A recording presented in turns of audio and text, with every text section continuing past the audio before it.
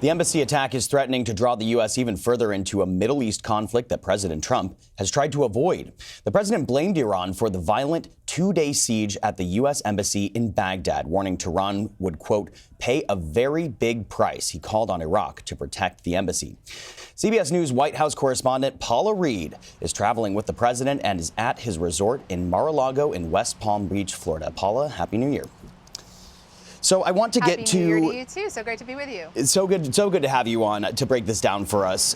This is just the latest in a long-running diplomatic back and forth. The president has declared Iran to be a different nation amid all these sanctions that have been imposed by the international community. But then this happens. So is the White House concerned that this escalation with Iran could bring the U.S. closer to a proxy war, perhaps?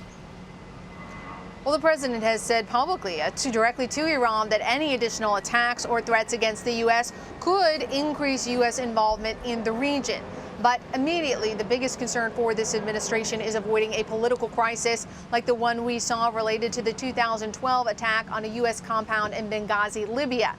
That attack, which cost the lives of 4 Americans, that hung over the Obama administration and specifically former Secretary of State Hillary Clinton for years, which is why you immediately saw the president and the current Secretary of State Mike Pompeo come out, try to distinguish what happened in the embassy over the past several days from what happened in 2012. They praised the U.S. response and said, look, this is not another Benghazi. They do not want that kind of situation on their hands, especially heading into 2020. Yeah, we see what that did with Hillary Clinton.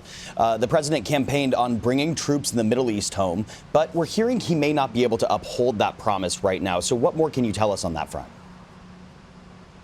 That's right. As we've seen, the U.S. is preparing to send perhaps an additional 3,000 troops to the region. As you noted, though, one of the president's signature campaign promises was to bring the U.S. troops back home, to bring ourselves out of these foreign entanglements. And I can tell you, over the past several months, I've been on the campaign trail with the president when he's talked about his efforts to pull troops out of northern Syria, for example. The roof just goes off the auditoriums he's speaking in. People love this. They cheer for it louder than pretty much any other issue. So it's clear that he has to be careful about getting the U.S. involved in any foreign entanglements because it could potentially cost him votes with his base. That's certainly a good point. Now, I want to turn the focus to thousands of miles away. Meanwhile, North Korean leader Kim Jong-un says his country will reveal a new strategic weapon and is no longer obligated to continue its suspension of nuclear weapons testing. Now, I should also mention that the president at one point tweeted out there is no nuclear threat from North Korea, and he boasted kind of this diplomatic breakthrough that he had with that country. So how is he reacting to these latest threats? He pulled his punches. He did not punch as hard as he has with the events in Iraq related to Iran. Instead, he kind of gave Kim Jong-un some room to change his mind and to back down. When asked about this earlier this week, the president said that the two leaders have a great relationship. He noted he believes that Kim Jong-un signed a contract, and while contracts are a big deal in the real estate world, typically dictators are not actually bound by contract, and it's not clear that anything they've agreed upon is actually binding on Kim Jong-un. But the president said, look, these two leaders are both representing their country. They're doing what they have to do. So he really gave Kim some leeway there to kind of back down from this rhetoric. The president is quite proud of his unorthodox diplomacy with North Korea. He considers this to be one of his foreign policy accomplishments. So it's unclear how this is all going to pan out throughout the year, but it appears the president is leaving the door open to continue talks. Unorthodox is definitely a good adjective to use. Now, I think it's also important to point out, and kind of interesting, that the president here is in somewhat of a vulnerable situation. He's facing impeachment. He's facing a re-election. So can you just kind of walk us through the significance of the timing of these events in Iraq and North Korea?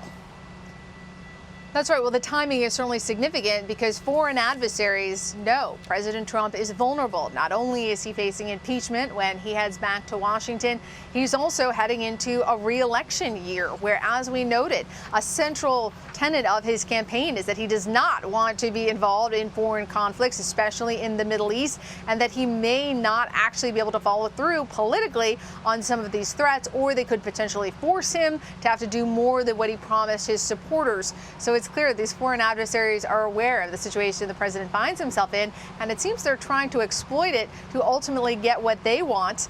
out of the U.S. So it's very unclear whether the president's approach to Iran or to North Korea will actually work in the long game. Yeah, then there are certainly votes at stake.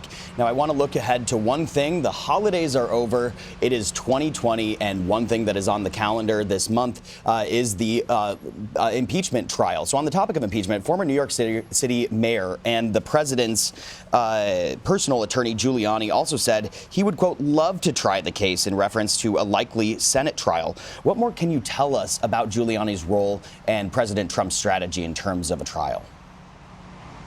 Well, even though those articles of impeachment haven't reached the Senate, the White House continues to prepare for a likely Senate trial. We know the president's case is likely to be put on not just by one person, not just by the White House counsel, but a team of folks representing the president and presenting his side. But it's not clear who's going to be on that team. Clearly, the president's personal attorney, Rudy Giuliani, is lobbying for a spot on that team. He told me several weeks ago he would love to join if asked. He suggested specifically he wanted to be able to cross-examine witnesses because he believed that was truly a strength for him. Then we saw him earlier this week at the president's New Year's Eve party floating some other ideas, potentially some demonstrations, some lectures that he wanted to give. And then, of course, he also left the door open to trying the case. The catch is he's the only one advocating for him to have a role in the Senate trial. GOP leaders, the president's other White House attorneys, their strategy, they want to get through this as quickly as possible. They want the president to see that his side of this case was represented, for him to feel that he got a fair day in court, if you will. But Rudy Giuliani really just doesn't fit as part of that strategy. Yeah, well, we'll just have to see if he makes good on his political New Year's resolutions. Paula, thank you very much. And as we begin the new year, you can catch up on everything to do with the impeachment of President Trump. Just visit our website at cbsnews.com/impeachment.